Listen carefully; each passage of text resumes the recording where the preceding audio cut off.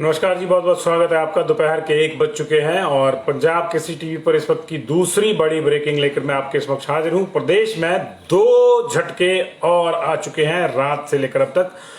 झटके लग रहे हैं, लगातार लग रहे हैं, सियासी झटके भी लग रहे हैं और जो एक्चुअल झटके हैं भूकंप के वो भी लग रहे हैं। तो प्रदेश में लगातार 12 घंटे के भीतर 4 बार भूकंप आ चुका है, 4 बार भूकंप आ चुका है और ये आफ्टर टर्मर्स नहीं है, यानी कि जो पहली बार भूकंप आता है उसके बाद क्या जो आफ्टर टर्मर्स होते हैं वो नहीं है। तो ये 4 बार भूकंप आ चुका 12 घंटे में। उधर बीजेपी का भूकंप भी जारी है।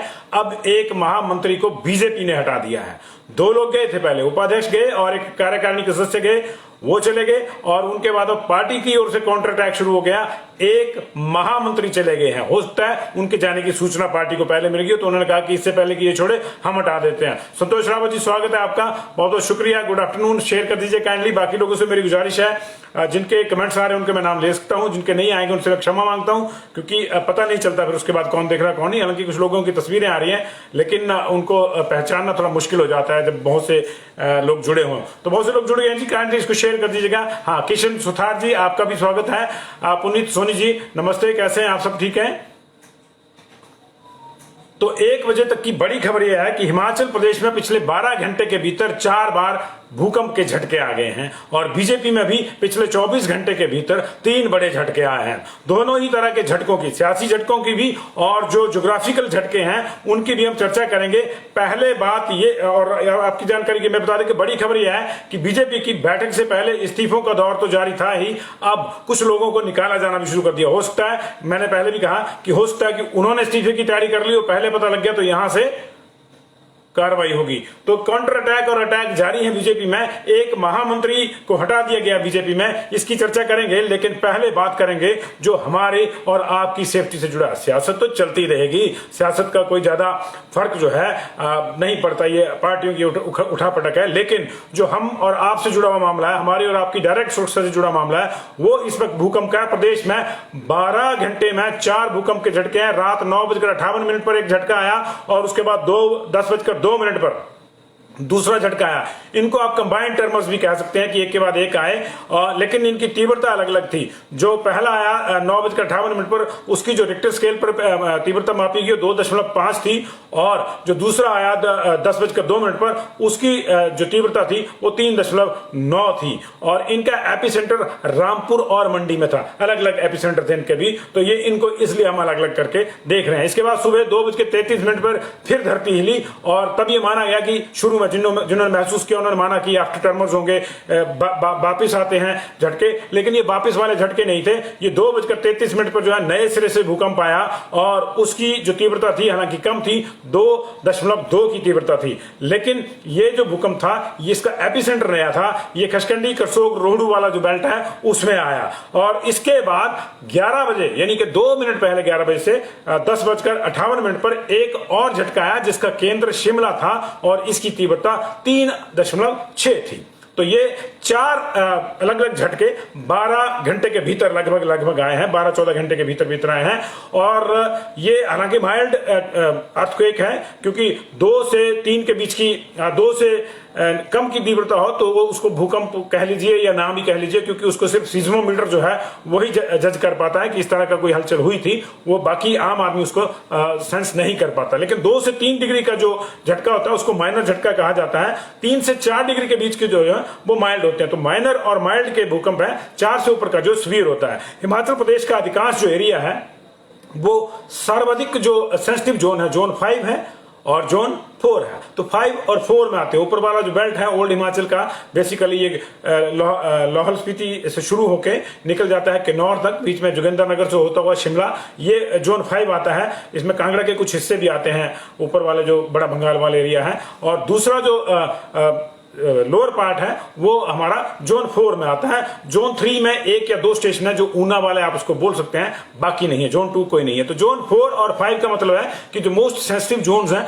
उनमें हम हैं। और ये जो भूकंप थे, 2 तरह के भूकंप होते हैं। मैं आपको थोड़ी सी जानकारी दे दूं, वैसे कई उसके आगे सब्सिडीज हैं। 2 तरह के, एक है टेक्टोनिक अर्थक्वेक्स कहते हैं कि वोल्केनिक कहते हैं। टेक्टोनिक का मतलब जो हमारी टेक्टोनिक प्लेट्स हैं धरती के भीतर, ये तो सबको मालूम होगा कि प्लेट्स पे टिकी हुई है धरती, तो जब वो आपस में हिलती हैं, टकराती हैं, हिलती हैं, अपना थोड़ा सा उनका स्थान रिप्लेसमेंट इधर उधर होती है, एडजस्टेबल नहीं होता उनका मामला, तो टेक्टोनिक भूकंप आता है, उससे आती है। और दूसरा वोल्केनिक लावा का जो है गतिविधियां। तो ये जो भूकंप आए हैं पिछले 12 घंटे के भीतर, जो है 12-14 घंटे के भीतर जो 4 आए हैं, ये टेक्टोनिक अर्थक्वेक्स हैं अभी ये है। तो इस लिहाज से थोड़ी राहत आपके लिए है कि इनसे कोई ज्यादा खतरा नहीं होता। लेकिन अगर इनकी तीव्रता ज्यादा रहती है, यानी यही अगर 4 से ऊपर चला जाता है तो फिर भवनों को, बिल्डिंगों को नुकसान हो जाता है, और 5 चला जाता है तो फिर कुछ भी हो जाता है, उसके ऊपर कहा नहीं जा सकता। क्योंकि हमारा फ्रेजाइल एरिया है हिमाचल प्रदेश का, खासतौर से जो किन्नौर वाला है या ऊपरी पहाड़ी हमारी फ्रेजाइल है, तो वहां कुछ भी हो सकता है, चंबा किन्नौर वाली जो बेल्ट है उसमें। लेकिन ये चिंता क्यों है हिमाचल प्रदेश में? हिमाचल प्रदेश में चिंता ये है कि पिछले 1 साल में 330 से अधिक बार धरती हिली है। 2 और उससे ऊपर की डिग्री तो नहीं कहते उसको, खैर 2 और उससे ऊपर की तीव्रता वाले जो भूकंप है 330 आए हैं पिछले 1 साल में। 1 साल का मैं डाटा दे रहा हूं, और पिछले 1 साल के भीतर ये दूसरी बार है जब एक साथ इतने झटके आए हैं। जुलाई 2020 में एक सप्ताह में 3 बार भूकंप दर्ज हुआ था लाहौल स्पीति, कांगड़ा और शिमला में। जुलाई 2020 में लाहौल स्पीति, कांगड़ा, शिमला में एक सप्ताह में 3 बार धरती हिली थी। वो 3 और 4 के बीच के यानी माइल्ड भूकंप थे। लेकिन अभी तो 12 और 14 घंटे के बीच में ही 4 झटके आ गए हैं, इसलिए थोड़ी चिंता पैदा करता है। चिंताएं इसलिए भी होती हैं क्योंकि हिमाचल प्रदेश, जैसे मैंने कहा, कि बहुत ज्यादा संवेदनशील है भूकंप की नजर से। और 1905 में जब भूकंप आया था उसको आप सब जानते हैं, सब चर्चा करते हैं। 26,000 के आसपास ऑन रिकॉर्ड जो संख्या है लोग उसमें मरे थे। 10,000 ऐसे थे जो परमानेंटली डिसेबल हो गए, और कई इसके मुकाबले में कई गुना लोग जो थे वो घायल हुए थे। और संपत्ति के नुकसान को अभी तक भी एग्जैक्टली आंका नहीं जा सका है, इतने 125 साल बीत जाने के बाद भी। तो ये 1905 के भूकंप की बात थी, उसमें 26,000 लोग मरे थे। सबसे बड़ा विनाशकारी भूकंप हिमाचल प्रदेश का आया था, किन्नौर में आया था, 60 लोग मारे गए थे, तीव्रता थी 5.1।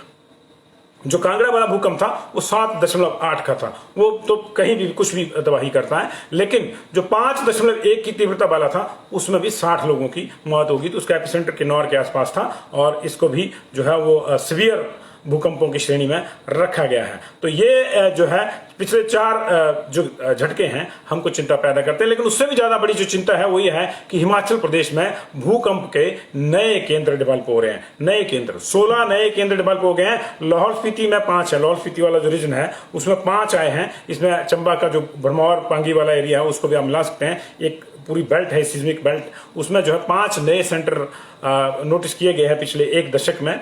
कांगड़ा में 4, मंडी और करसोग वाली बेल्ट में 3, और शिमला वाला जो एरिया है उसमें 4 नए जो है सक्रिय केंद्र आप उनको कह सकते हैं नोटिस किए गए, नए एपी सेंटर उभर के आए हैं, जो बताते हैं कि कहीं ना कहीं अंदर कुछ ना कुछ ठीक नहीं है, भूगर्भीय हलचल जो है ज्यादा है। इसके अलावा होशियारपुर के साथ लगते ऊना के कुछ हिस्सों में, और कांगड़ा के भी जो बिल्कुल पठानकोट के साथ हिस्से लगते हैं, पठानकोट और मुकेनिया वाली साइड को, वहां पे भी 2 सेंटर जो है वो दर्ज किए गए हैं। तो ये नए सेंटर्स का उभरना निश्चित तौर पे चिंता पैदा करता है। ये थोड़ी सी जानकारी मैं आपको भूकंप की देना चाह रहा था।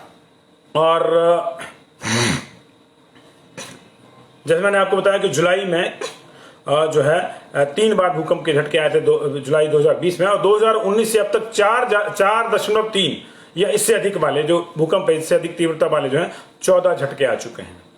मतलब 2 साल में जो हम जिसको सीवियर वाली श्रेणी में रखते हैं, 4 तक तो माइल्ड है, 3 से 4 डिग्री तक, 3 से 4 की तीव्रता तक जो है माइल्ड है। लेकिन 4 से ऊपर की अगर तीव्रता है तो उसको हम सीवियर में गिन लेते हैं, और वो चिंता वाला विषय है। तो ऐसा भी विषय है कि पिछले 2 साल में 4 से अधिक तीव्रता वाले हमारे पास 14 भूकंप आ चुके हैं। ये परेशानी है जी हमारी। तो थोड़ा हम लोगों को भी इसमें सोचना होगा। अब आप कहेंगे कि हम लोग क्या सोचेंगे? बेसिकली भूगर्भीय हलचल है, इसका हम लोग अभी तक अनुमान नहीं लगा सकते, ऐसा कोई सटीक आकलन इसका नहीं कर सकते कब आएगा कब नहीं।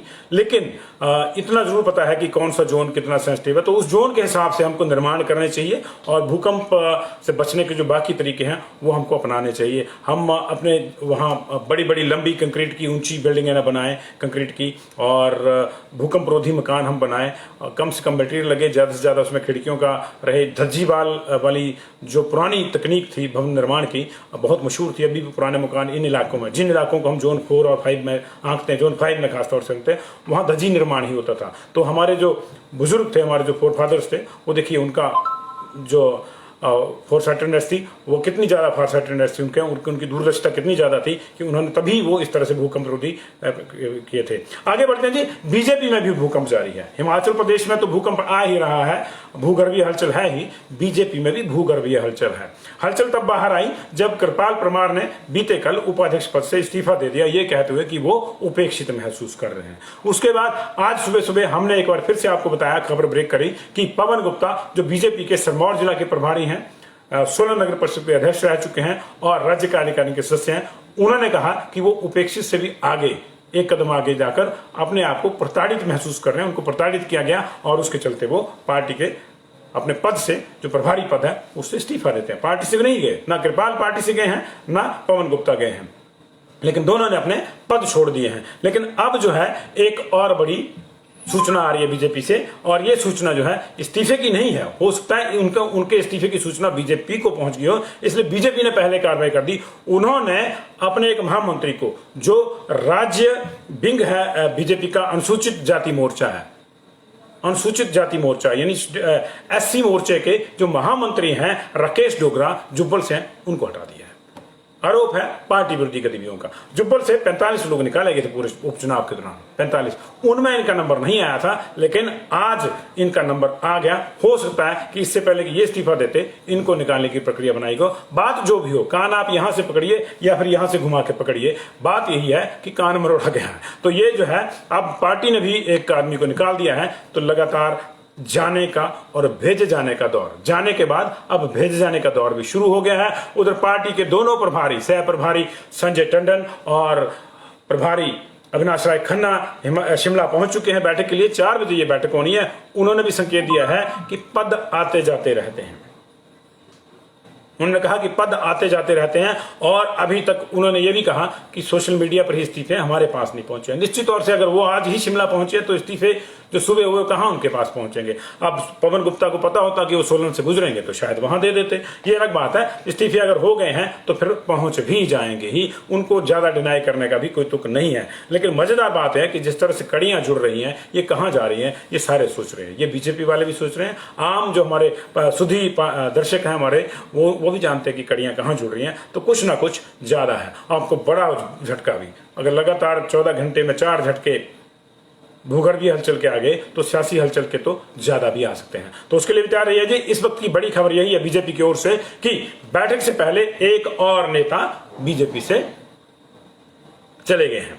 2 तो बीजेपी से नहीं गए, लेकिन उन्होंने पद छोड़ दिया, लेकिन इसको बीजेपी ने हटा दिया है। राकेश डोगरा बीजेपी के एससी मोर्चा के प्रदेश के महामंत्री, उनको पार्टी विरोधी गतिविधियों में लिप्त होने के कारण राज्य अध्यक्ष सुरेश कश्यप ने जो मोर्चा अध्यक्ष हैं उन्होंने बयान जारी किया है कि उनको तुरंत प्रभाव से जो है वो हटा दिया गया है, और उनके स्थान पर देवराज कश्यप को जो है ये दायित्व सौंपा गया। उनको पद मुक्त कर दिया गया है, पद मुक्त कर दिया है, पार्टी से नहीं हटाया गया, पद मुक्त कर दिया गया है।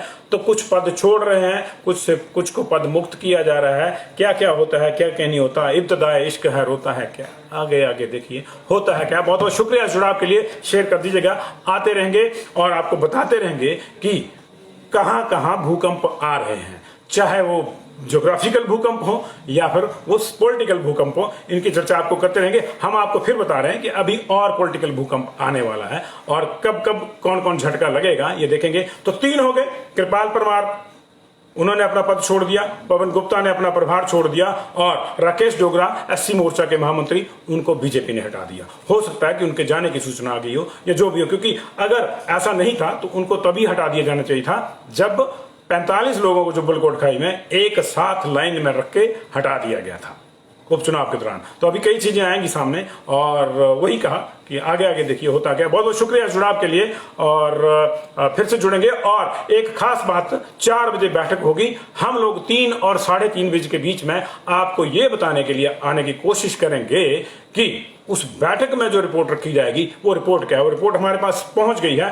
थोड़ी सी पहुंच रही है, तो उसकी भी चर्चा करेंगे कि बीजेपी की जो समीक्षा रिपोर्ट है, हार की समीक्षा रिपोर्ट, वो भी आपके सामने पढ़ के सुनाएंगे। कहां से किसने समीक्षा के बाद क्या क्या लिखा है, कुछ समीक्षाएं आने बाकी हैं। 20 जगह पे ये जो विधानसभा के सेगमेंट थे वहां चुनाव हुआ। सीटें 4 थी, मंडी की थी, तो 17 विधानसभा की सीटें उसमें आती हैं, तो वहां से भी आना है मंडलों से, और 3 अर्की, फतेहपुर और जुब्बल, वहां से भी रिपोर्ट आनी है। तो कुछ की बची हुई है, बीजेपी में आ गई है, हमारे पास अभी नहीं आई है, तो वो आ जाएगी 3 बजे तक। तो 3 बजे के बाद उसको साथ भी जो है वो मिलेंगे जी। Thank you very much ji.